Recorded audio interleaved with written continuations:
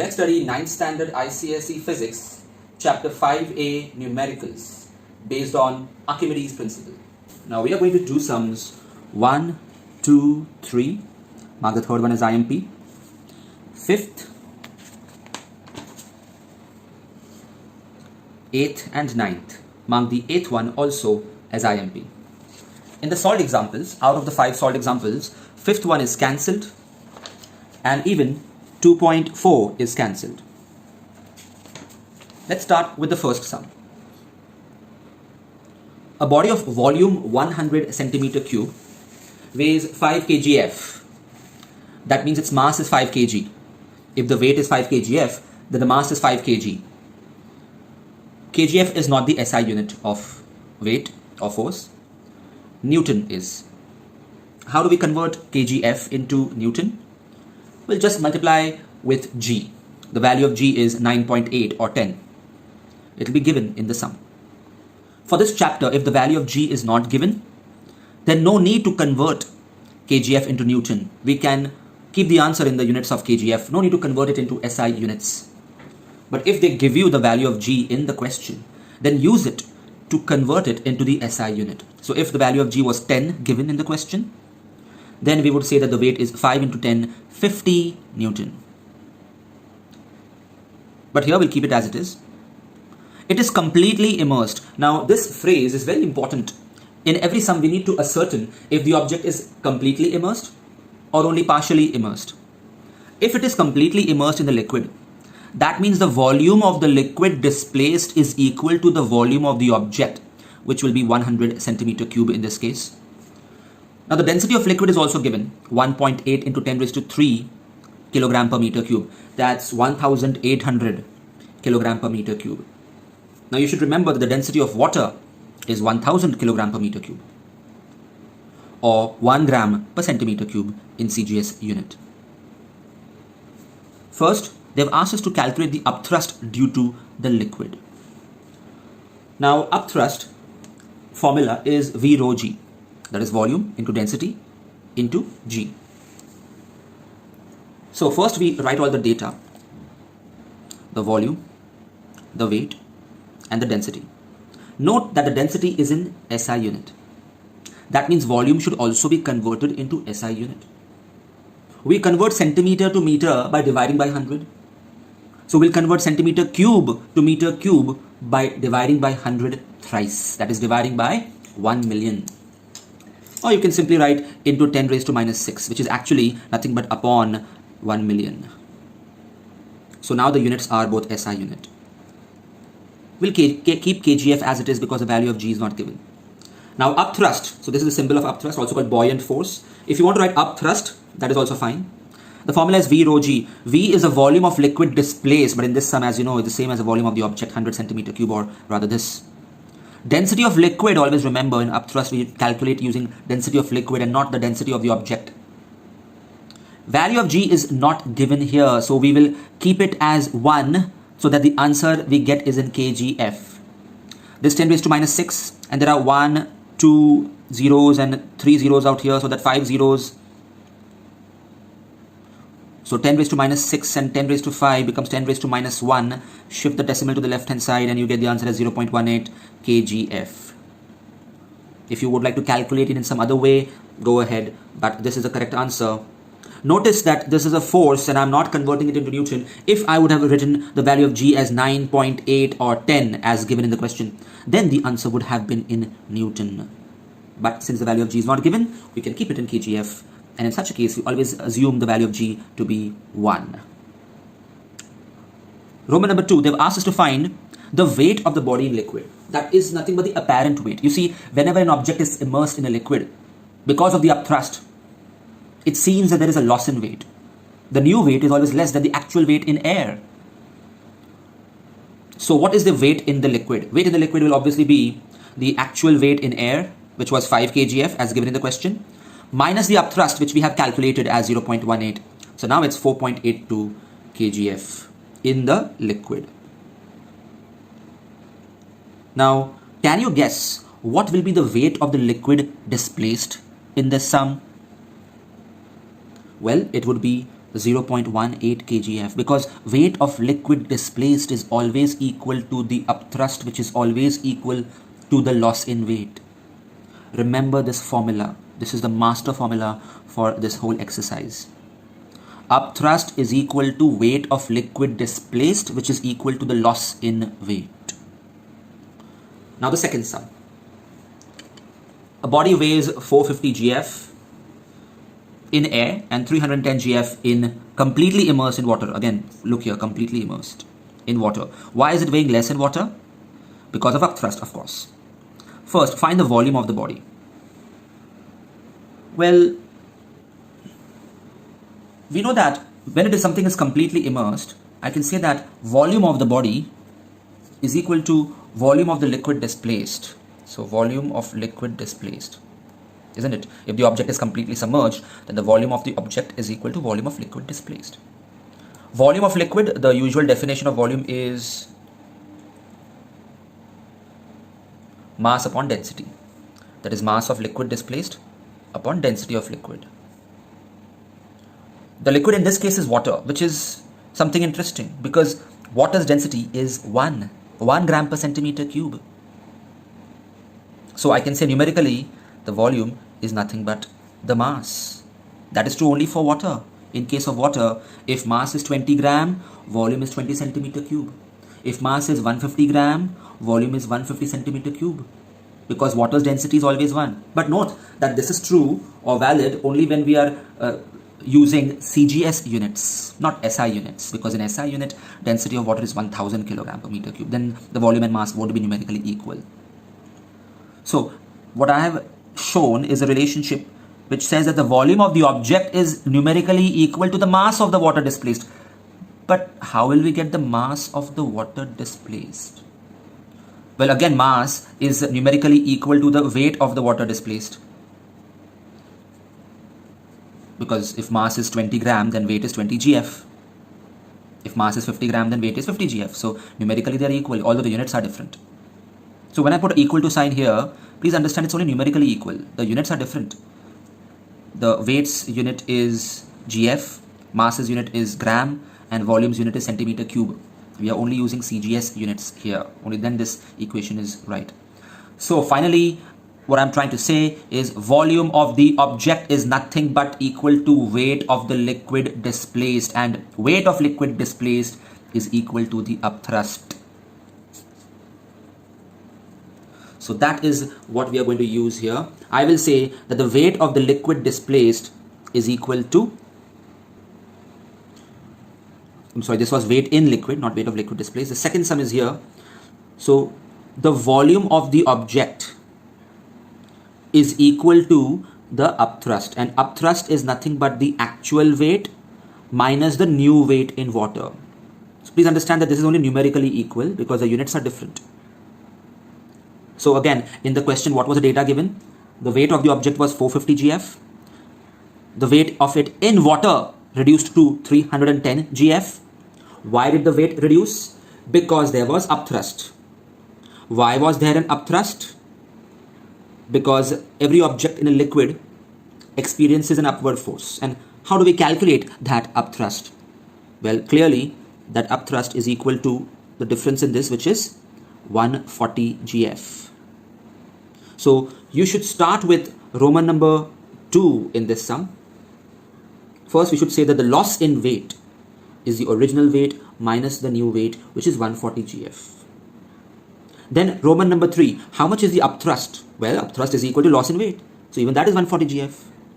And then move on to Roman number 1. And in Roman number 1, volume of the object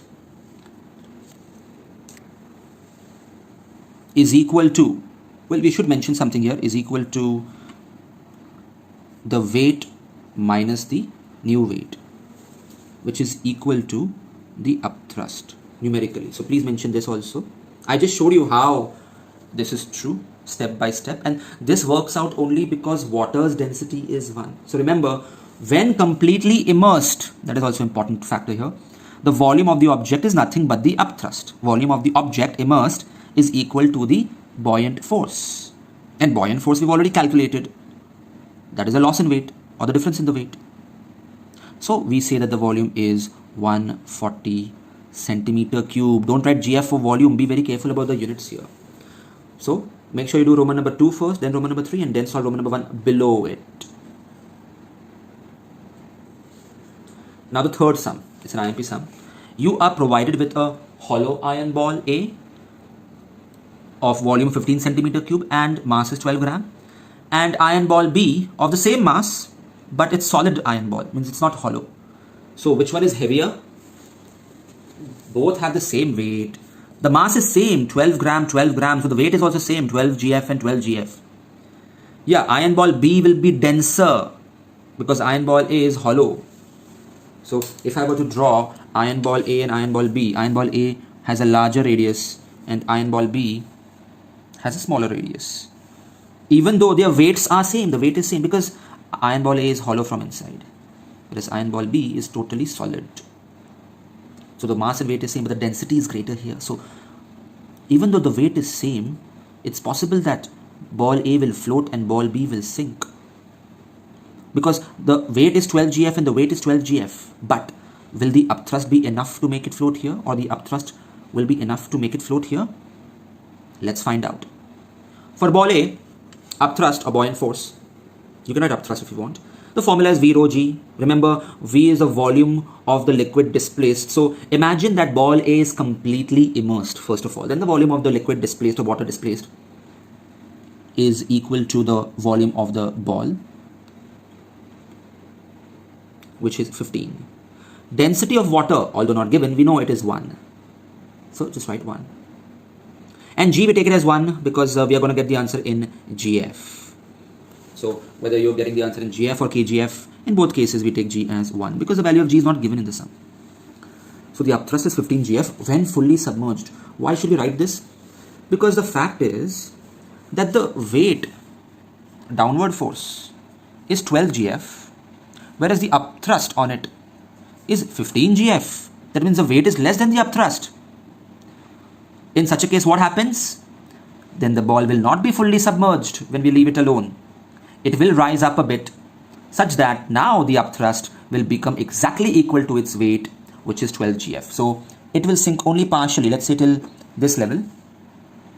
So now the weight is 12 GF, of course. The upthrust will also be 12 GF, not 15 GF. 15 GF would have been the upthrust when we completely immerse it in water.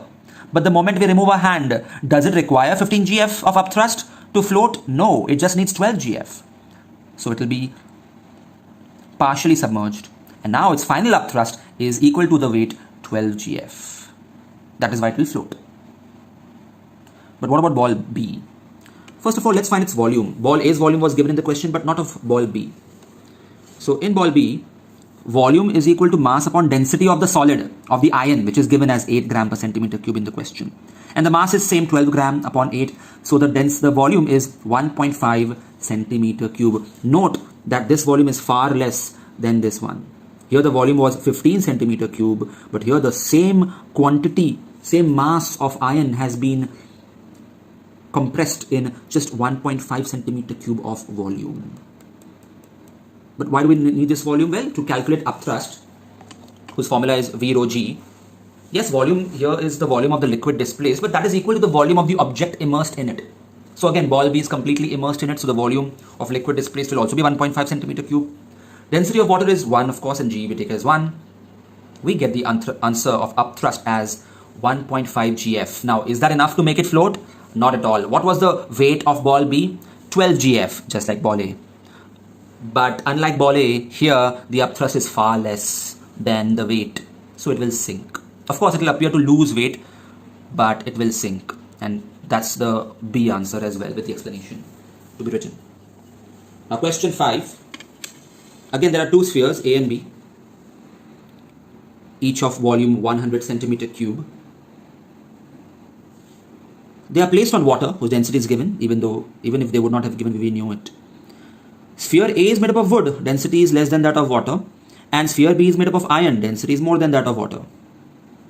So which one will float? Obviously wood will float and the iron ball will sink, but we'll have to mathematically prove it. First, find the weight of each sphere. Well, that's easy. You see, first find the mass. Mass is always volume into density. That's a formula. Volume is given, density is given, so mass is 30 gram. So the weight is 30 GF. No need to convert it into Newton because the value of G is not given in this question. Then let's find the mass of B. Again, volume into density of B. Notice that the density of B, that is iron ball, is different here, 8.9. That's 890 gram. We get the weight as 890 GF. So that's done. Now the B part. In the B part, they want us to calculate the upthrust on each of them. In case of the wooden block, the upthrust it will experience is equal to the weight of the object, which is equal to 30 GF.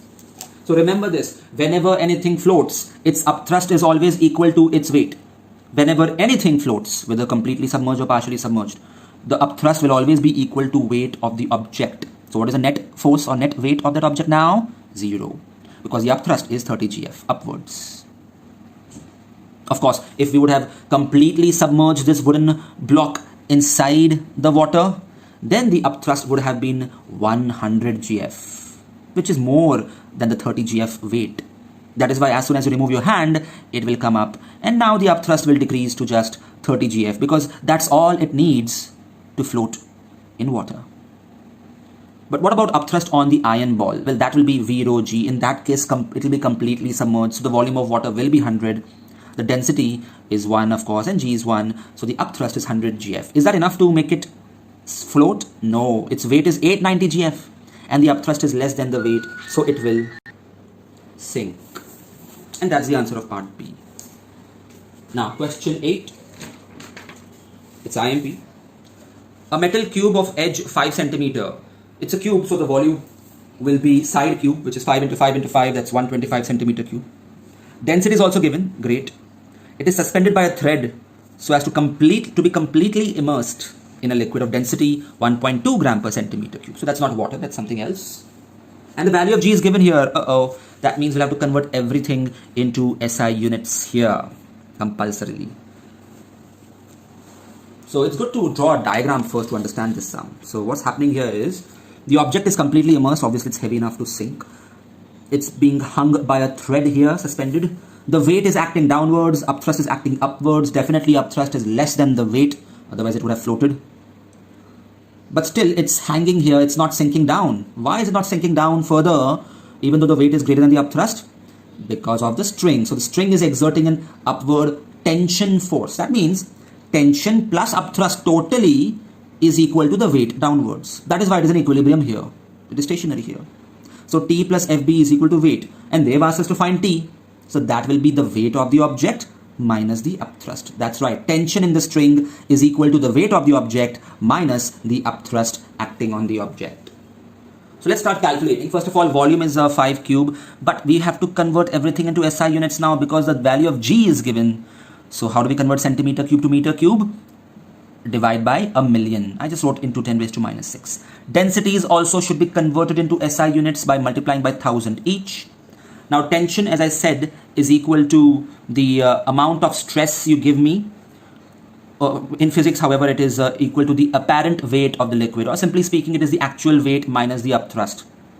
Now actual weight is V rho G, but here rho is that of the density of the solid. And upthrust is of course V rho G, but here we take density of the liquid.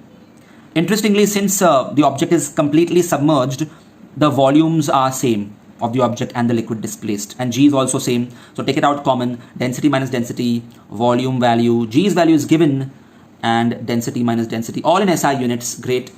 And 10 raised to minus 6, but I got a 0 out here and I got 2 zeros out here, so this will become 10 raised to minus 3. I get this. You can leave the answer like this, or you can go ahead and shift the decimal place 3 places to the left to get the answer as 9.75 Newton. And now the final sum, 9th sum. A block of wood is floating on water. Floating on water. As soon as I hear this, or rather I read this, I know that the upthrust will be equal to the weight of the object whenever something is floating. Now its dimensions are this. So its volume is 15 to 15 to 50 centimeter cube. There is G given here. So again, I have to convert this into SI units. And the buoyant force will not be in kgf or gf. It will have to be in Newton. Now the 9th sum is easy. Only the calculation part you will take care of it. Volume is 50 cube, as I said, but converted into SI unit. 50 cube is 15 to 15 to 50. That's 125,000 into 10 raised to minus 6 meter cube. Upthrust formula is straightforward. V's value substitute. Density's value is 1000. By the way, it's water, so it's 1000 SI units, remember? Yeah. And G's value is given as 9.8. I wish they would have given it as 10. It's so easy to multiply then. Anyway, it's 10 raised to minus 6. And how many zeros do we have? I've got 1, 2, 3, 4, 5, 6 zeros. So that gets rid of this 10 raised to minus 6. So what is left is 125 into 9.8, which is 1225 Newton. Hi students, this is AJ sir. If you like this video, press the like button. If you would like to enroll for my online test series or online lectures, email me or message me on Instagram. Check the description for more information.